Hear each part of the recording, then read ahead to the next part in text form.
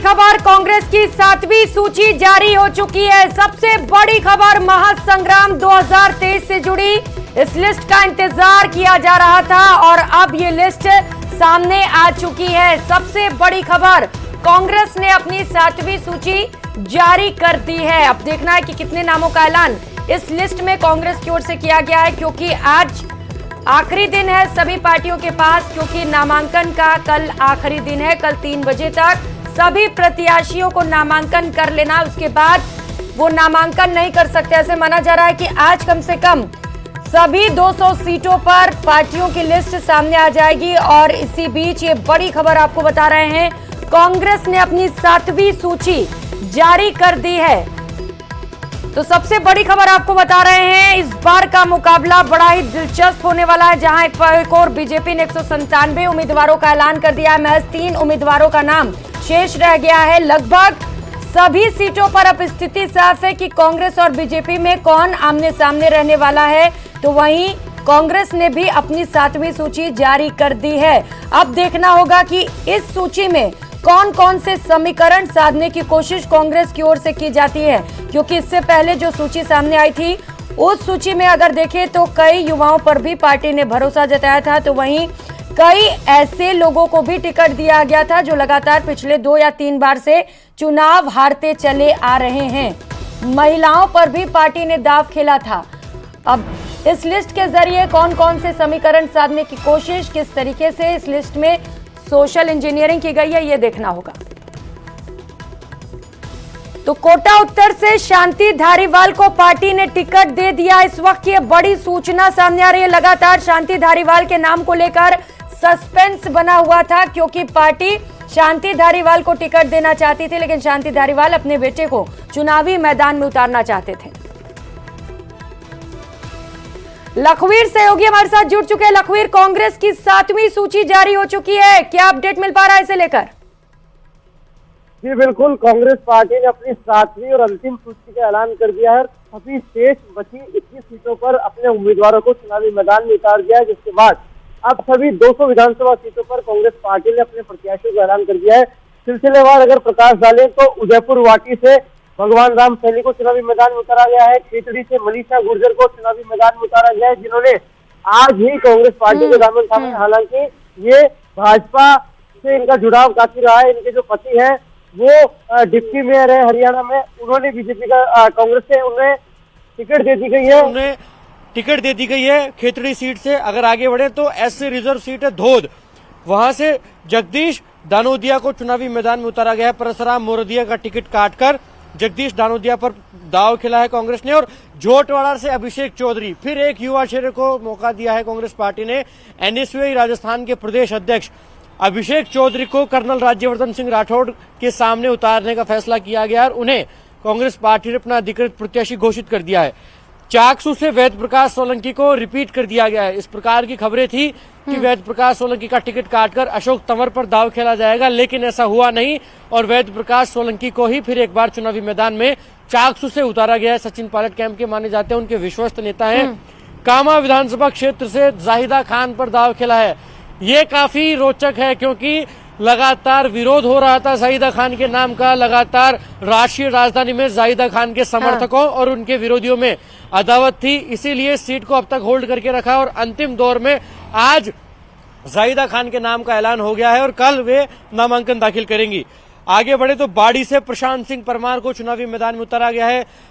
आज ही गिरिराज मलिंगा कांग्रेस से भाजपा में शामिल हो गए। हालांकि उनकी बीजेपी के प्रत्याशी के तौर पर घोषणा नहीं हुई है, लेकिन तय है कि वो बीजेपी से चुनाव लड़ेंगे। उनके सामने कांग्रेस ने प्रशांत सिंह परमार को अब चुनावी मैदान में उतारा है। वहीं एसटी रिजर्व सीट है टोडा भीम से घनश्याम मेहर को चुनावी मैदान में उतारा गया है। पहले भी यहां से विधायक रह चुके हैं घनश्याम मेहर। इस प्रकार की खबरें थी कि पीआर मीणा या घनश्याम मेहर दोनों में से किसी एक पर दाव खेला जाएगा और ऐसा ही हुआ। पीआर मीणा पर विश्वास पार्टी ने नहीं जताया और घनश्याम मेहर पर दाव खेला है। अजमेर उत्तर से महेंद्र सिंह रड़ावता पर दाव खेला गया है।